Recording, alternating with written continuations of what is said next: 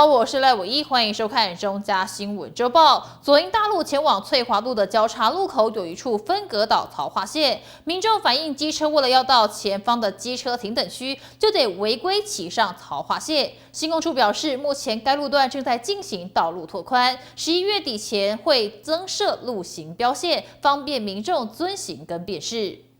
摩托车直接在槽化线上停等红灯，绿灯一亮，后方的摩托车直接行驶上槽化线。民众反映，左营大路与翠华路交叉口的槽化线区域过大，加上两线道只能容纳2台汽车，摩托车若要到前方的机车停等区，就得违规骑上槽化线。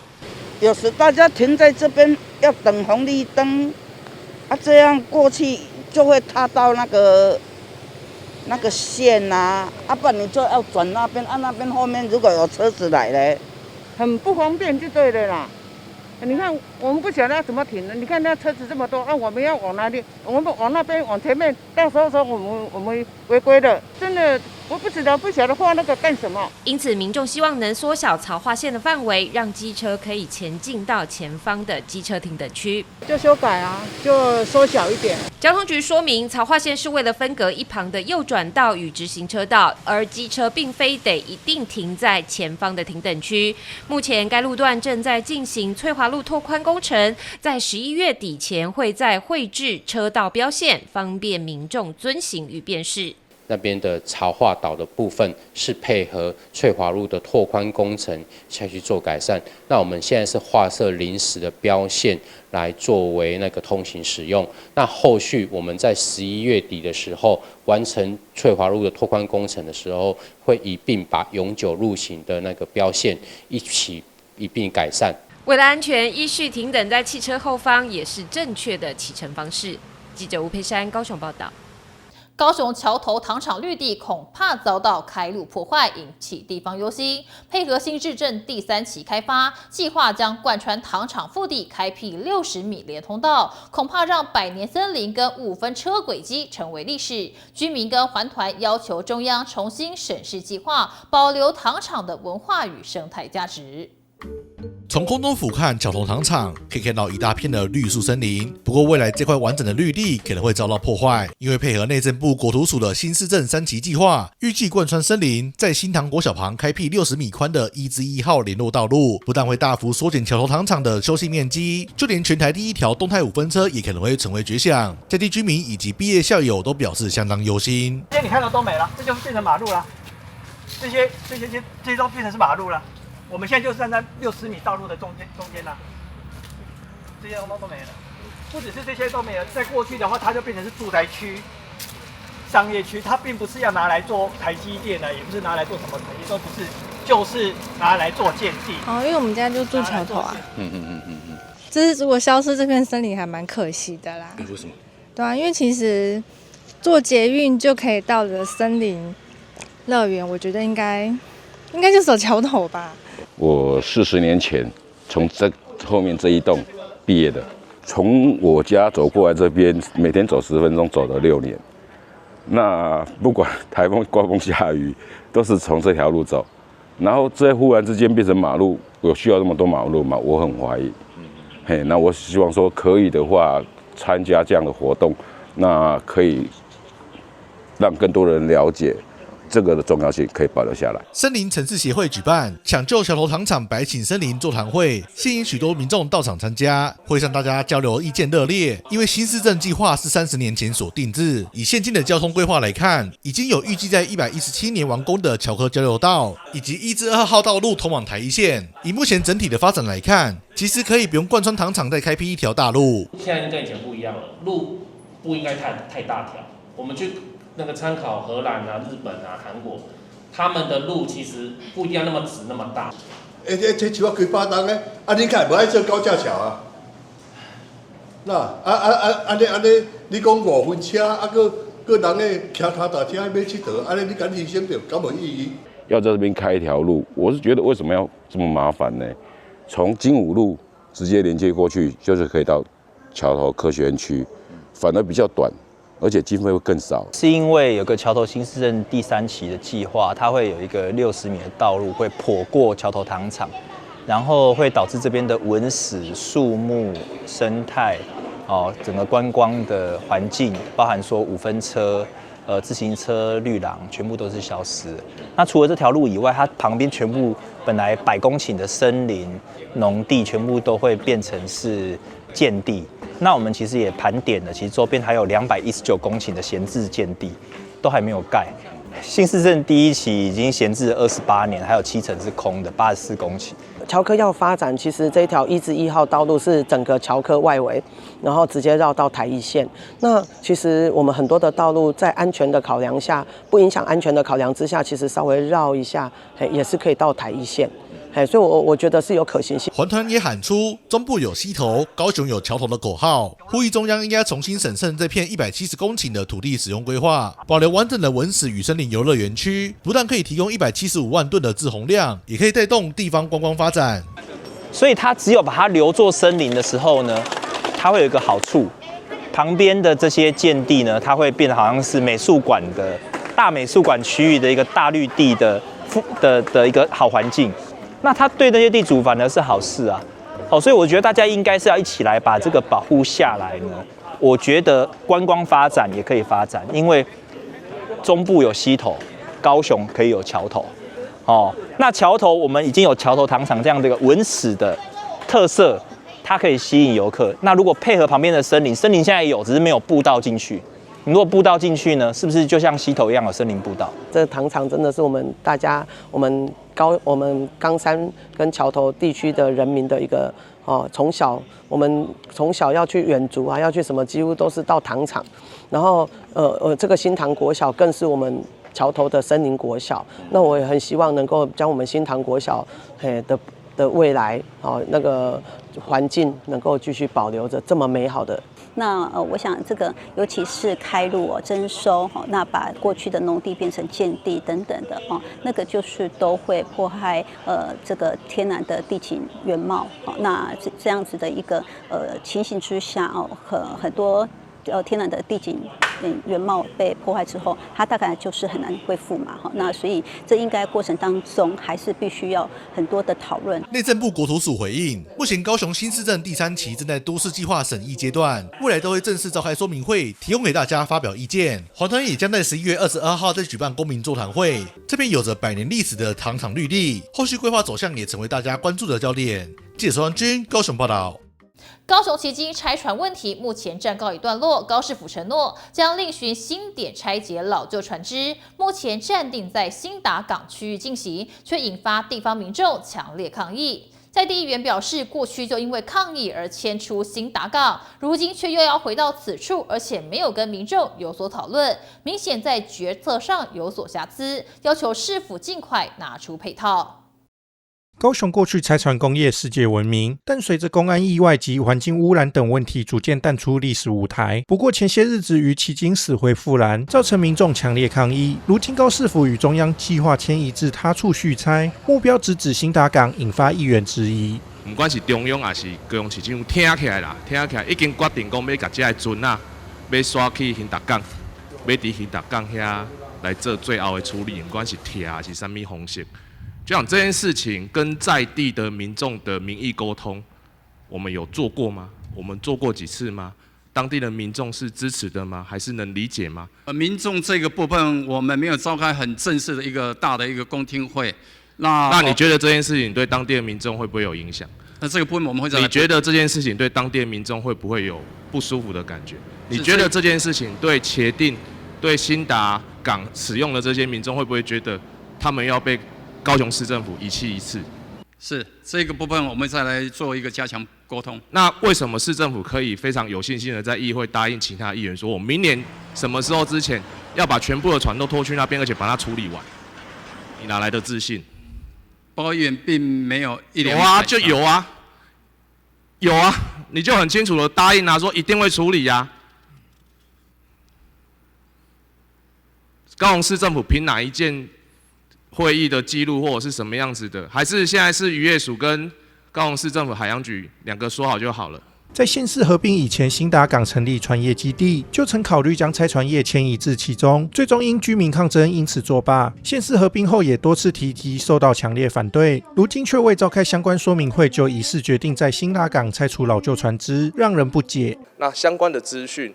规划、拆除的数量、时间，甚至说它只是一个过渡性的，还是长久就会把一个拆船产业落地生根在兴达渔港，这些事情都必须跟在地的民众、在地的渔会、在地的渔民做更清楚、更直接的沟通。那很遗憾的，海洋局局长的答复是，过去并没有这样子的沟通的一个过程。所以今天在议会，其实我们很清楚、很强烈的要求海洋局这种直接第一线要跟民众取得更大的共识、跟沟通、跟理解的，我们必须要求市政府要尽快去进行。对此，目前深受拆船之苦的旗津在地议员也提出呼吁：拆船会影响到第一个粉尘跟它的气味，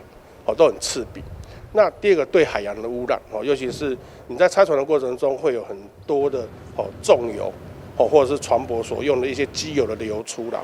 那其实这对于海洋生态来讲的话，危险性很大。所以我会觉得市政府应该好好去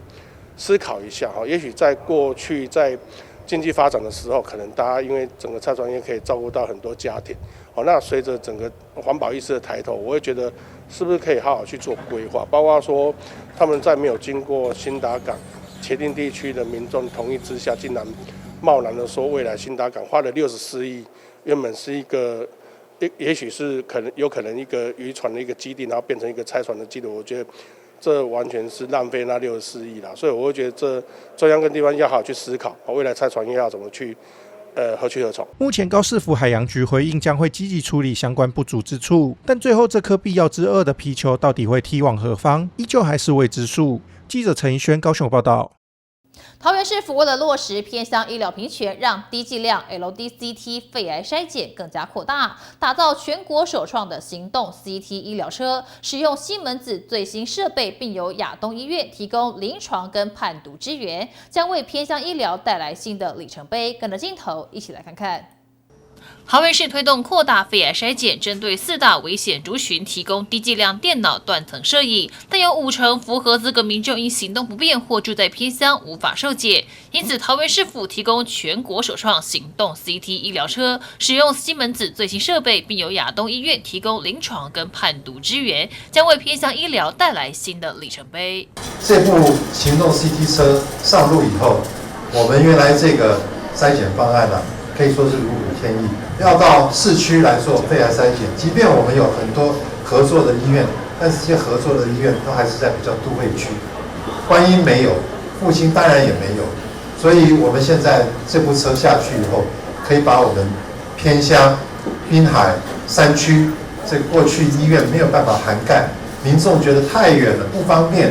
因而没有去做筛检，这个洞给补起来。身为医生的副市长王明炬也分享过去在医院的经验，很多病患难以来到市区医院就诊筛检，也让他萌生做医疗巡回车的愿望。现在终于实现，透过行动 CT 车可以服务观音、新屋、芦竹等海边地区，以及龙潭、大溪、复兴等山区，让民众就近接受检查。未来也将扩大服务范围，不再受限于肺癌筛检。早期诊断肺癌诊断的时候，它是原位癌，它是第0期、第1期的比率非常低，几乎没有。可是现在已经越来越高了，我相信这个数字最近会更好。那女性呢，的确可能更懂得珍爱自己，知道说这个要小心。不过呢，当时我在竹东呢，其实觉得最遗憾的一件事情就是，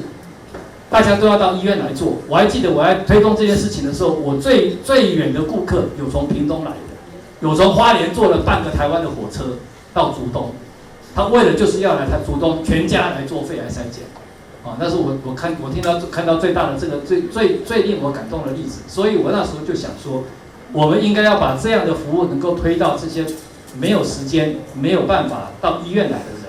人，所以有了这么一部行动这个电脑断层车。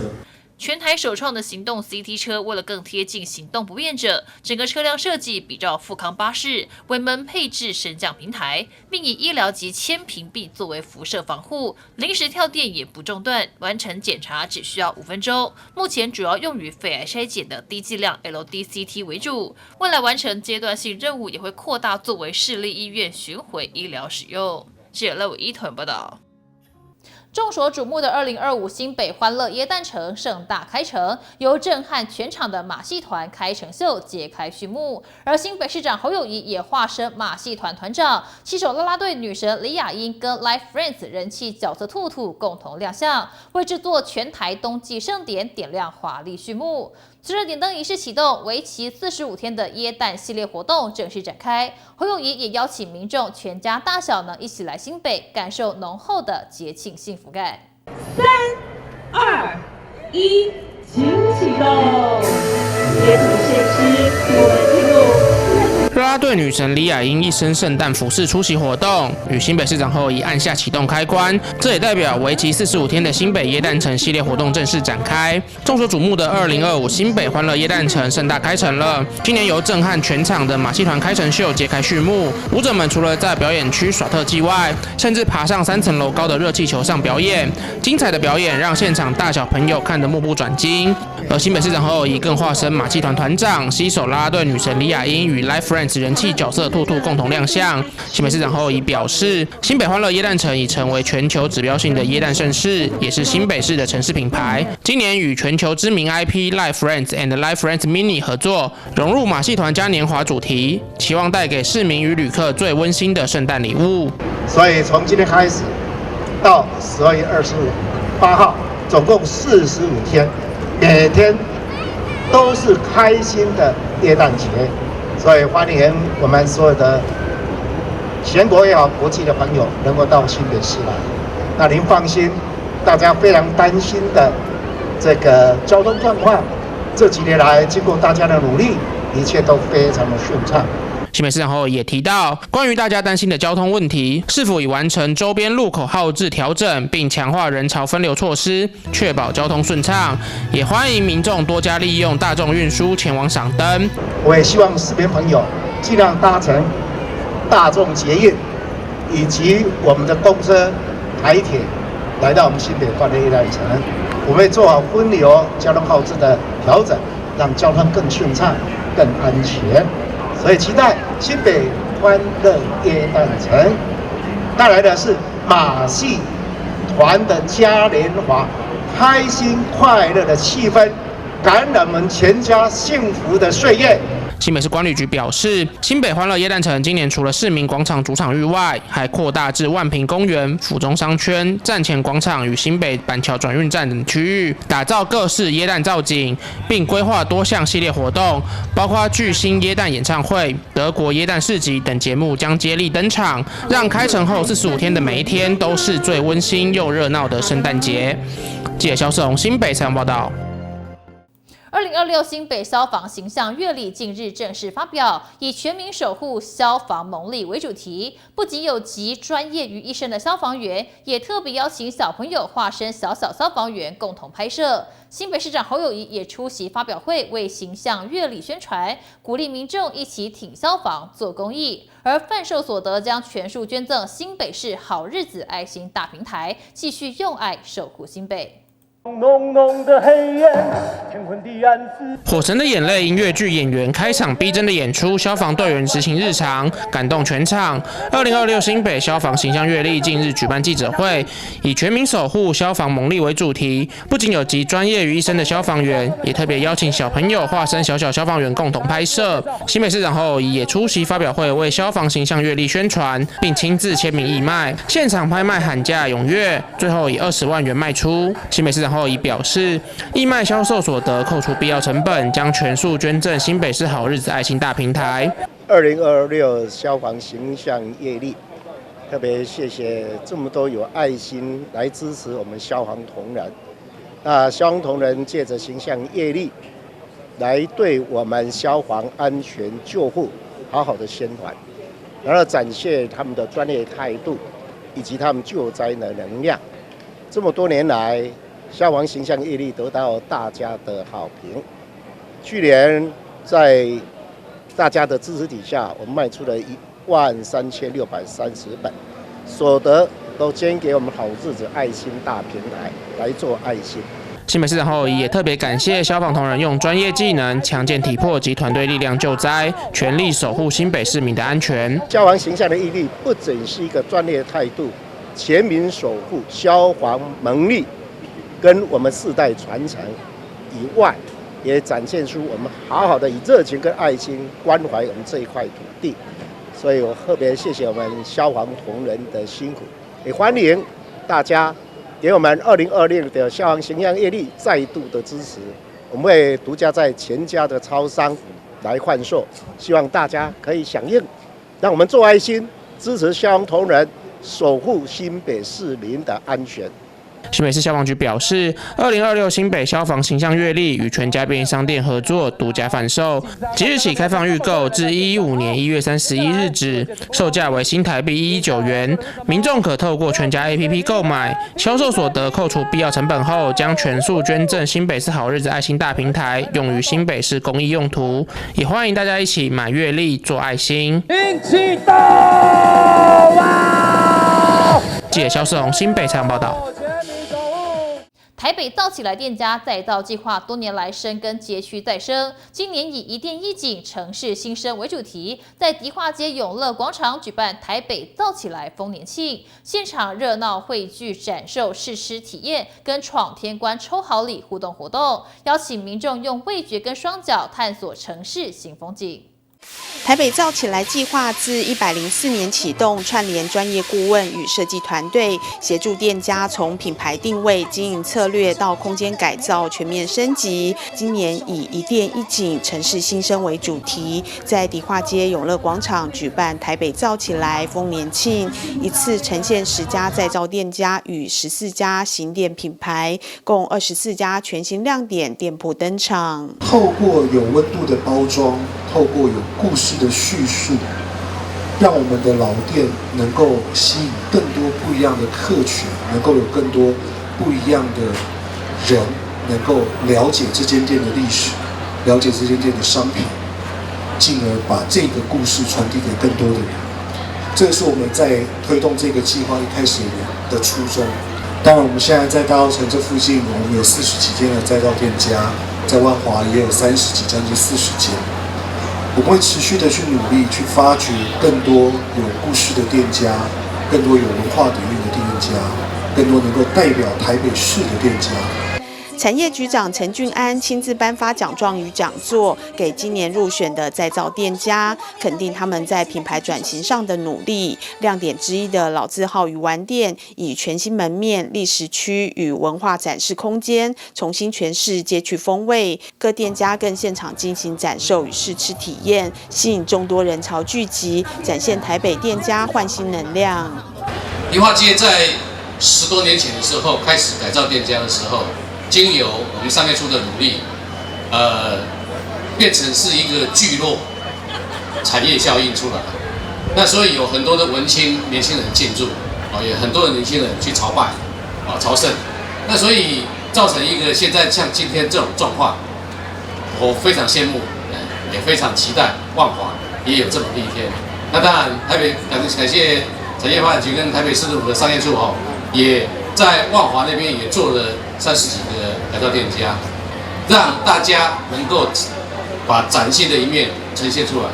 今天我代表所有店家站在这个舞台上，首先要先满满的感谢台北市商业处、台北发展局，还有各区域所长。我们家在实验的公寓第3年了第三代。那到目前为止，我们最重要的深刻感受到就是台北市商业处一直在为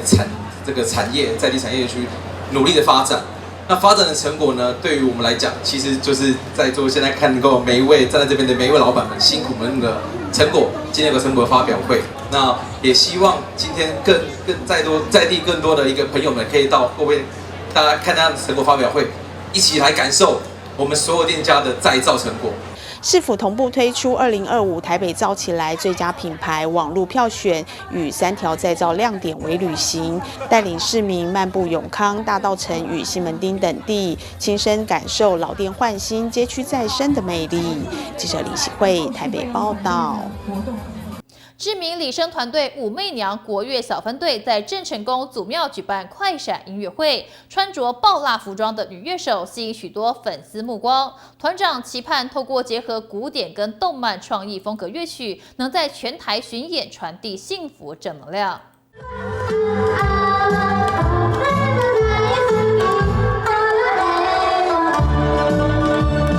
是的，你没听错，这首是哆啦 A 梦的歌曲。你在哭什么哭？没出息。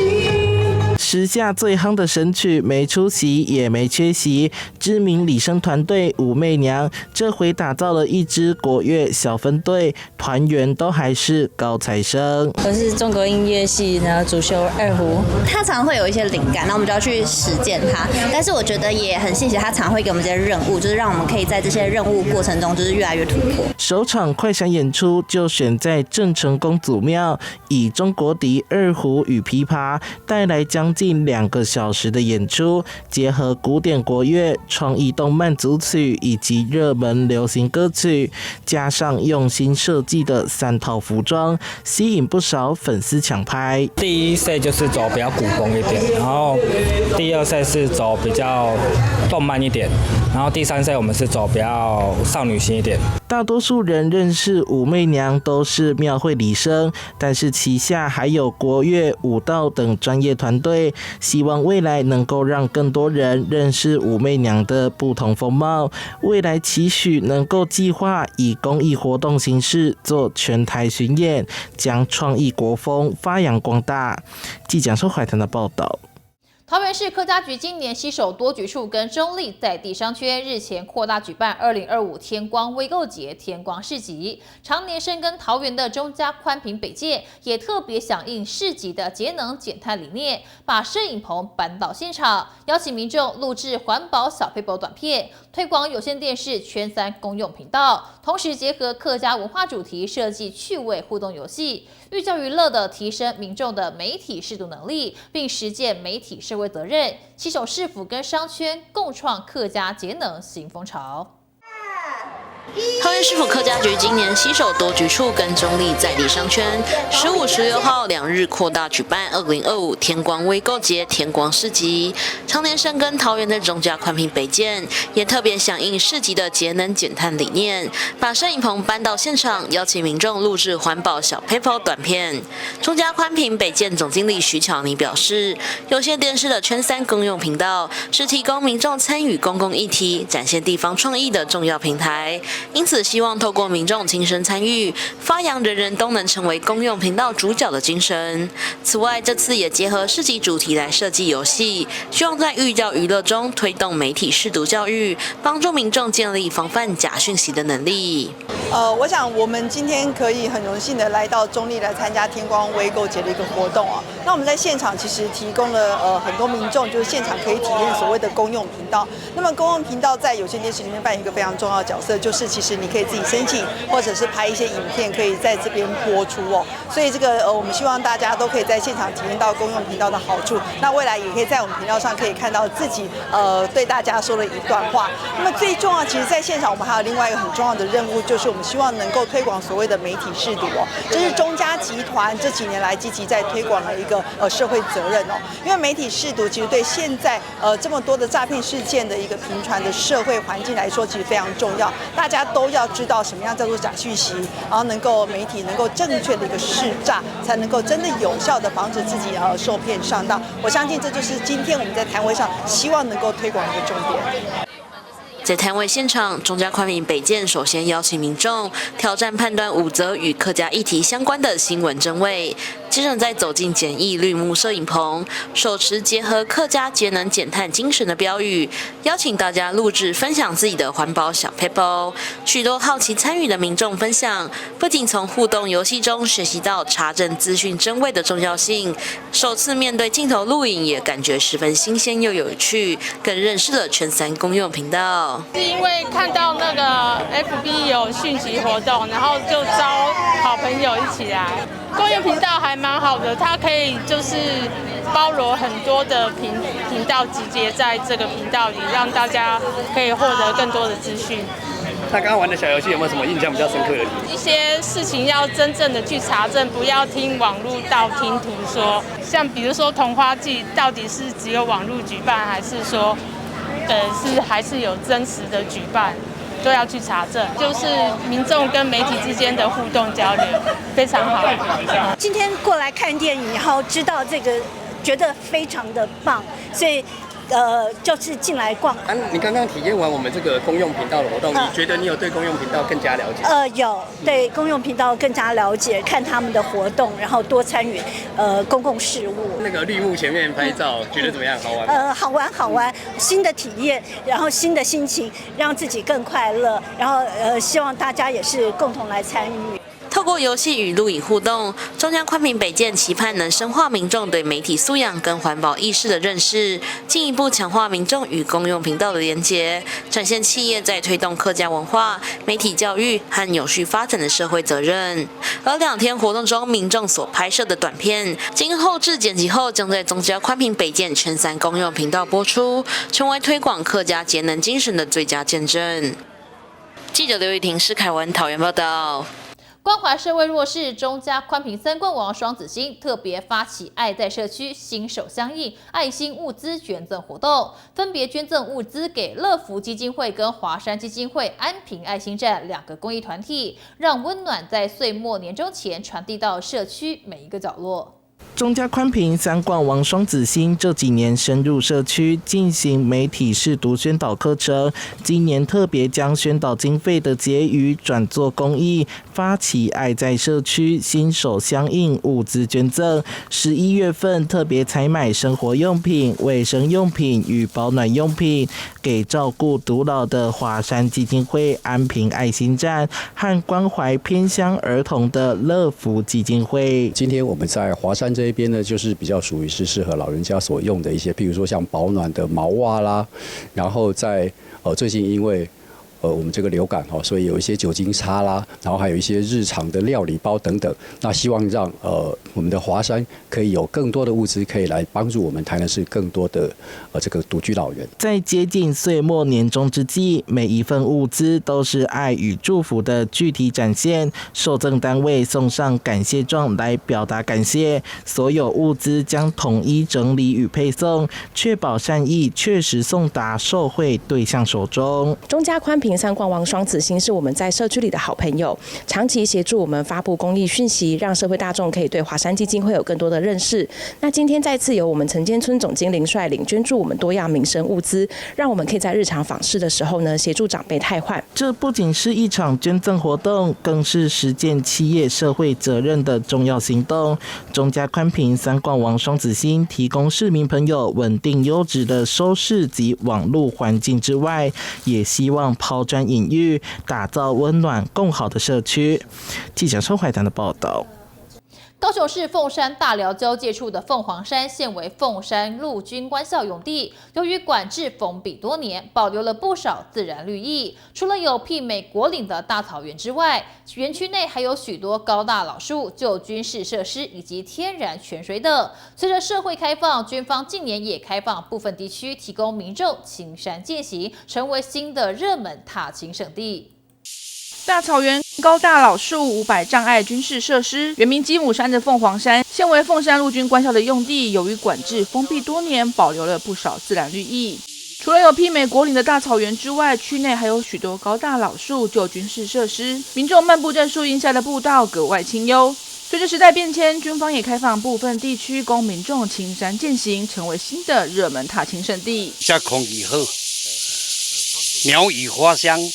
这路足清气的。咱高雄是有寿山，咱较南边这边有咱凤凰山，这凤凰山是真的是咱较济回来这个所在爬真好的场所。凤凰山呢，过去的名称叫做鸡母山、鸡母山，后来更名凤凰山，是呢凤山大寮在地很重要的秘境。平常日的时候，就许多的山友、登山客会休闲运动、散步，都会走进自然的空间。这是战斗山林。它本身的处置是在陆军官校的后山，它现在还在训练我们的所有的官兵的一个作战啊、训练啊的整个一个实质的地理位置。山区内还有一处天然泉水，终年水质清澈不歇，孕育出小型生态池，吸引许多鸟类和小动物栖息。民众除了可以取水赏景，也能在步道间和大自然近距离接触。都市里面比较少可以来这种林地的地方，比较多的地方可以扫到一些鸟了，蛮特别的。山泉水在自然溢流出来的好几十年了，宣泄都不会停的，很好，水质很好。有一个新的名称叫做凤凰神水，因为它是凤凰山嘛，健走的人啦，要洗个脸啦，甚至呢有很多人哦都是长期的粉丝，都自办水桶来爬山，顺便负重又载水回去而且回去的时候都是泡茶。泡茶哦，他们的一致的肯定就是这一支的水跟一般的是比较不同的。特别的是，凤凰山步道网络绵密，早期全靠山友们一阶阶开辟整理而成。如今他们成立凤凰山山友会，不仅定期举办活动和生日会，提供早餐，也呼吁山友后进，共同维护山林环境，让山区更加整洁宜人。每一个月都会来参加这样的庆生会，跟山友同乐，跟山友同聚，关心这些山友们、长者们的健康。其实呢，这么好的地方呢，是一个值得很多人来体验的凤山秘境。3点外就开始有人来爬，所以人是不是哇？今麦你看到这样是足多人，咱把这个环境做好，嘛足多人的时候，咱客家一定要为了这个环境好，大家有这感觉哇。这么干净的地方我们很愿意来哦。目前陆军官校仍然使用这片山区，许多作战设施依然保留。山友会呼吁登山游客不要随意破坏，也建议初次到访者可先体验约2公里的轻松主线，再探索支线步道，不用到国岭公园就能在这片都市绿洲慢慢感受自然和宁静之美。记者张世明高雄报道。由在地青年品牌跟创作者共同发起的左右市集，在国门广场热闹举行。这场策展式市集汇聚基隆东西岸的特色品牌，更展现在地青年的创业能量。基隆火车站旁的 V2 国门广场，在周末变身为充满创意的左右市集，吸引大批的民众前来探索基隆在地品牌的魅力。西岸有文化有历史嘛，像我们很多的，比如说炮台都在西岸。那东岸很有艺术能量，比如说正滨渔港或者是和平岛，对，所以我们想要把基隆这个重要的这个特质，西岸跟东岸把它汇聚在一起，所以才有左右市集。那因为有这样子的背景，所以我们这次找的业者，有西岸的可能讲文化历史类的，东岸的话可能是跟餐饮比较有关的。那甚至他们平常很少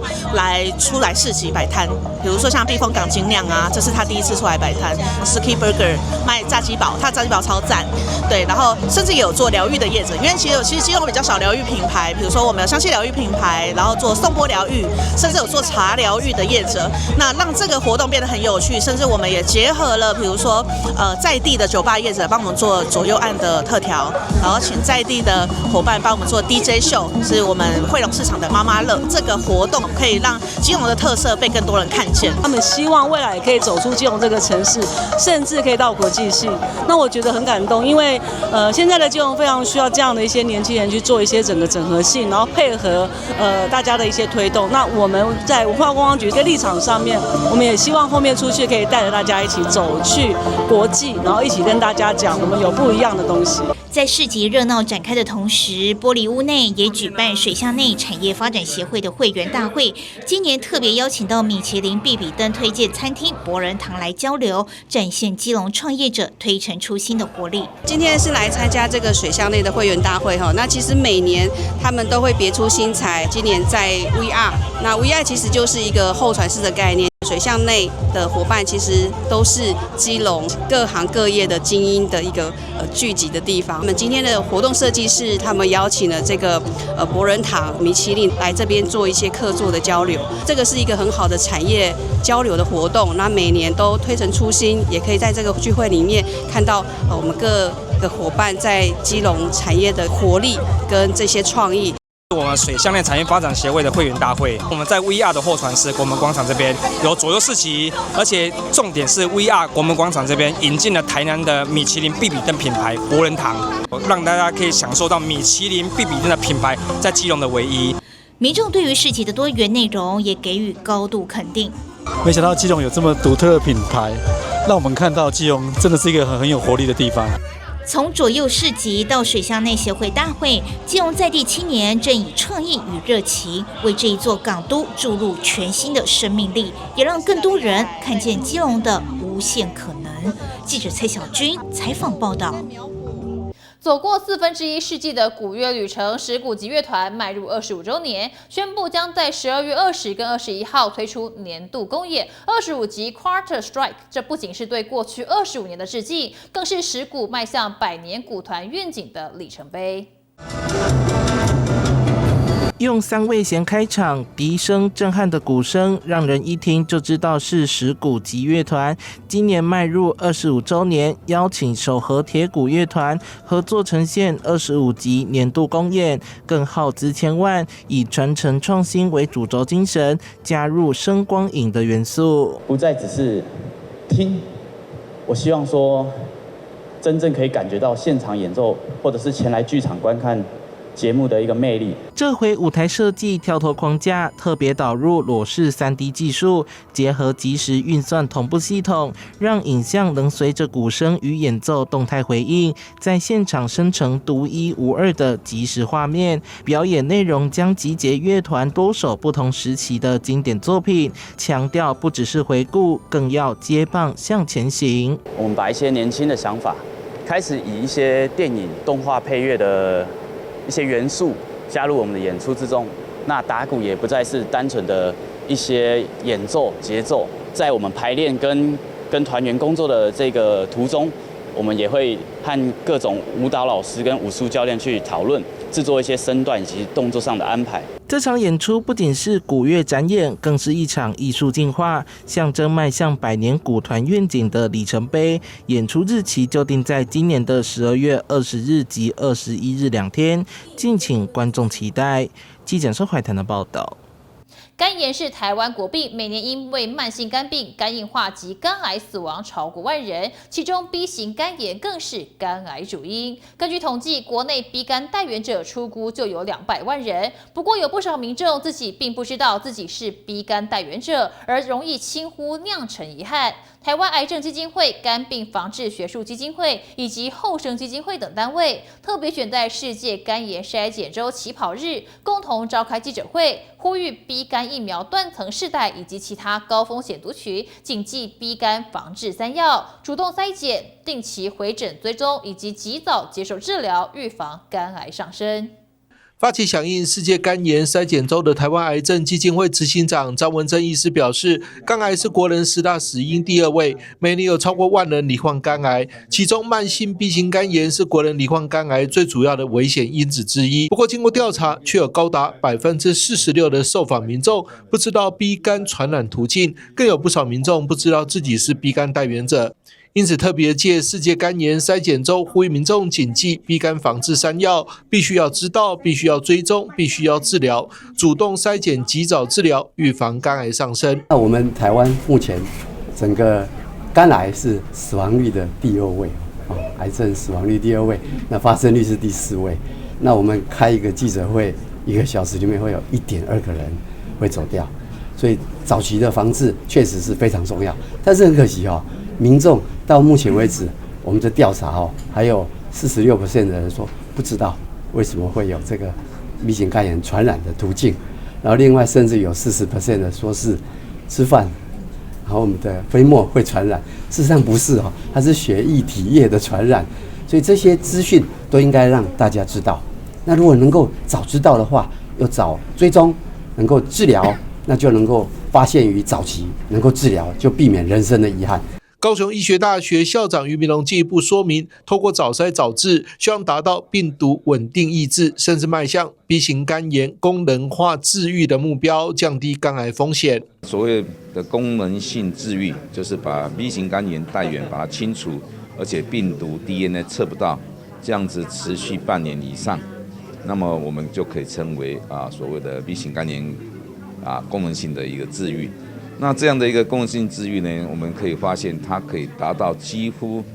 可以把这个未来产生肝硬化、肝癌的这个风险降到非常非常的低。那么所以现在也变成全世界在 B 型肝炎治疗上面大家最重视的一个所谓治疗的一个总目标，就是所谓的功能性治愈。国民健康署副署长林丽如也强调，国健署从今年8月起推动39岁到79岁国民终身一次 B 型肝筛检政策，希望协助 B 肝疫苗断层世代，强化 B 肝防治。所谓的75年以前，也就是目前今年是39到79。那都可以提供这样的一个终身一次的这个 B 型肝筛检，所以大家不要忘了，就是说我们不是只有做这个 C 肝，其实 B 肝为什么今年会开放，真的是因为所谓为了 B 肝这样的所谓的这个没有接种的一个这个世代，那通常我们在抽血的时候是一抽，然后2个都可以验，所以是1干2狗，所以大家不用担心说，是不是还要再多做一个 B 肝？一管2个这个 B 跟 C 其实都可以抽。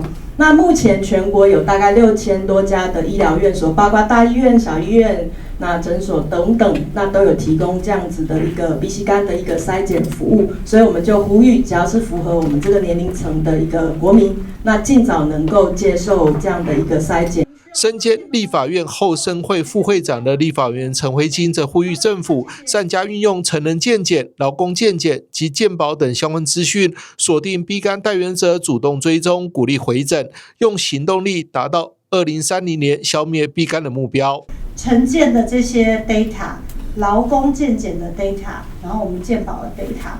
第一要串联嘛。如果我们的 AI 指导到现在还做不到的话，那真的要很汗颜。串联之后，你就可以锁定一批人去给他追踪，追踪了以后要给予医护人员一些诱因。好，如果他们没有回来，因为这些被筛检出来的人，可能他就没有症状就算了，然后会忘记自己还是需要持续的回诊。那我们必须要给诱因，让他们去追踪这些人的回诊率，这样我们才可以让这些带原者不至于变成疾病，然后疾病不至于变成重症。根据调查，台湾 B 肝带原者仅有35%有稳定接受追踪与治疗，同时数据也显示有75%B 肝带原者直到确诊肝癌前都没有接受过抗病毒治疗，形成所谓的肝癌3部曲，错失防癌先知。因此，台湾癌症基金会等单位希望透过政府、学术单位、医疗体系与民众携手合作，扩大 B 肝筛检追踪率与治疗覆盖率，拒绝肝癌成为人生遗憾。记者张启腾台北报道。去年荣获国际双奖肯定，创作更是吸引许多欧美藏家收藏的画家林丹奇。这次回台，特别在雅果游艇会黄金会所的丹奇美术馆举办画展，让民众不用出国，在台南就能欣赏到他独特的色彩美学创作。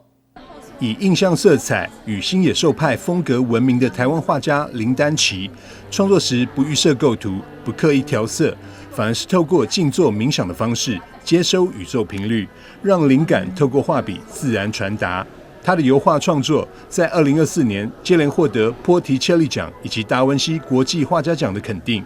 这次回国，特别在雅果游艇会黄金会所丹奇美术馆举办画展。其实我是一个很喜欢打坐的人，那因为我可以去除掉一些杂质，然后沉淀了以后非常清澈。那我觉得它好像可以就是隐约中就好像接收宇宙的频率，然后因为我觉得大道至简，那只有心很清澈干净的时候，它才可以接触大美。所以它的色彩会自然涌现，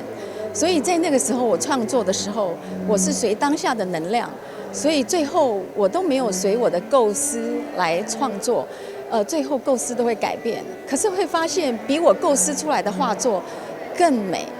这个就是我产生的上帝的色彩，但是它一定要经过打坐，因为如果没有打坐的话，它的沉淀的力量不够，我会抓不到那个讯息。所以我很多的色彩都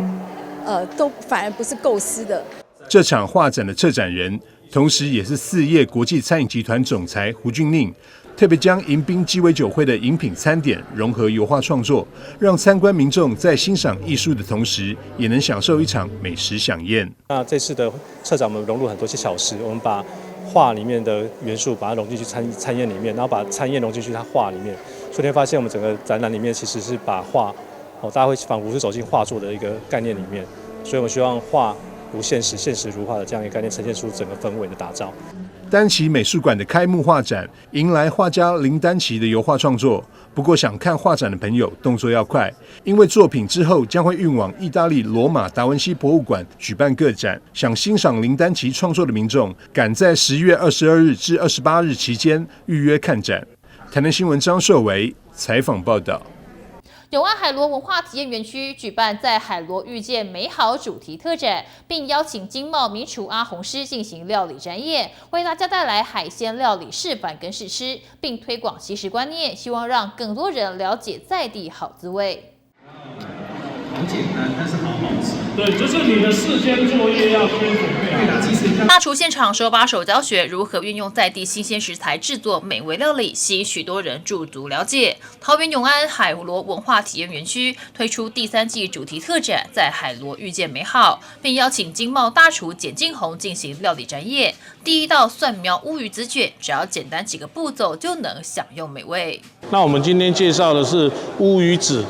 所以蒜苗乌鱼子卷。那很多我们一般拿到乌鱼子的时候，反正很头痛，不知道怎么做料理。那今天就是透过我们用海苔，然后用我们的花枝浆，然后把乌鱼子把它切成条状以后，把它卷起来，变成乌鱼子卷，然后就可以做成切片。过年过节啦，平常做冷盘啦，都很适合。第2道是透抽米粉煲，利用永安这里的新鲜透抽来料理。很多人都不清楚，由于透抽、花枝、小卷之类头足类该如何区分，主厨也现场教学如何分辨，以及其中的细节跟适合料理的方式。它也可以用暖丝，也可以用花枝，只要是我们头足类的都很适合，因为它们很鲜甜，然后它们也很方便，大朋友小朋友因为没有骨头，我们只要处理好的时候下去，就是让它可以吃到它的甜味，再加上我们客家人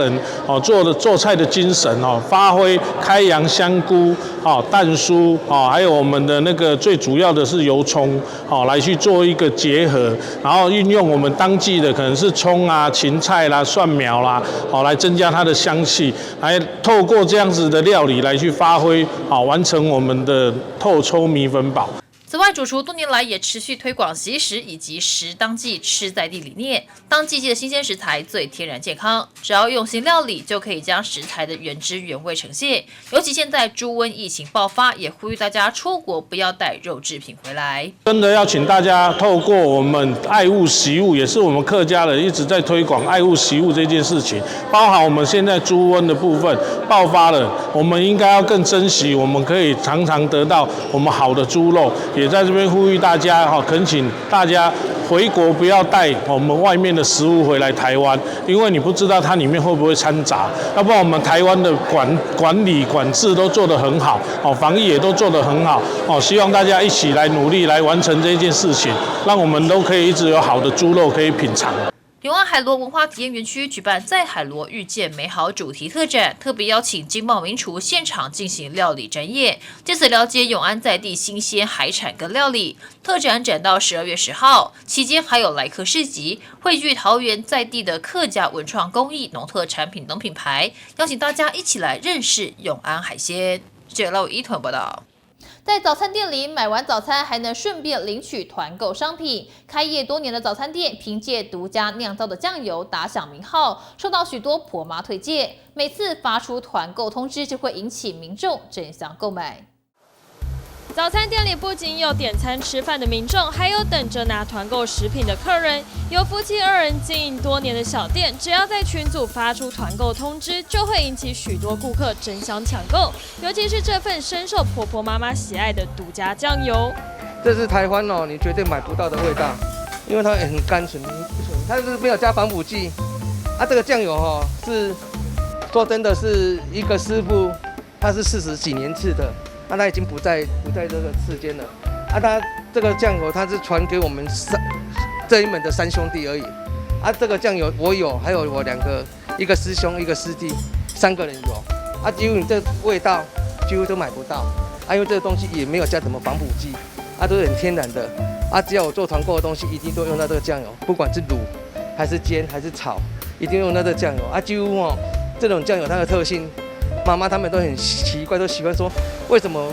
一样的酱油做起来的料理味道就是不一样？因为这个酱油它有独特它的香气在，打开就知道了。因为它的东西什么东西都不用加了，你加爆香料，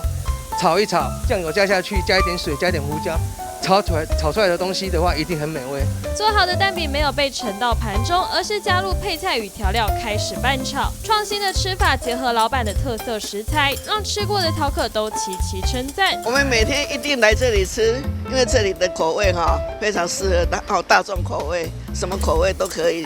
只要跟老板讲，他都可以做得出来。我就有时候炒蛋饼，它的口味蛮香的，因为它有那个蒜头啦，还有那个什么苍桃啦，还有那个还有那种香菜，它要下去炒，炒得蛮香的，所以很好吃。因为我店里最主要就是说酱油是自己的，然后客人要炒辣的话，辣椒酱也是我自己调的，也是自己做，那是湖南的剁椒酱。这客人他们买一买，一定都很香，但是用高粱下去腌制，因为跟一般市售的不一样，就是说我不喜欢用油炒，因为油炒的话你放久一定会油耗味，这油耗味不能你这物件嘛不健康。这个酒下去腌腌久的话，它是越焚越沉香因为就是有酒酿的。因为我本身店里的东西像我的咸猪肉也是我的主打，它也是没有加防腐剂，都是靠这个酒。不论是用瓮蒸的人参鸡汤，还是各种半桌菜色与卤味，在手机上完成预订，就能在早餐店直接取货，也开启了小店新的经营道路。记者洪俊杰、李聘荣高雄报道。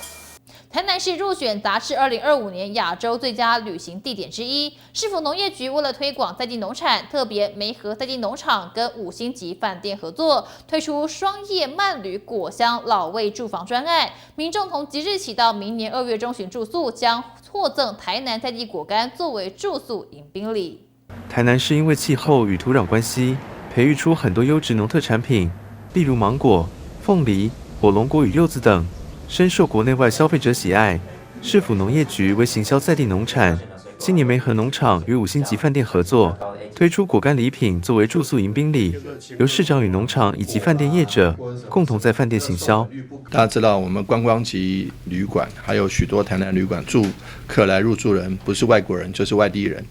本地人相对比较少，所以呢，他们也能够往往成为进入台南的第一站。那这个部分，这个时候把台南最棒的，包括鲜果或是果干或其他农特产品，给介绍给他们，他们已经留下深刻印象。这是所以非常感谢远东香格里拉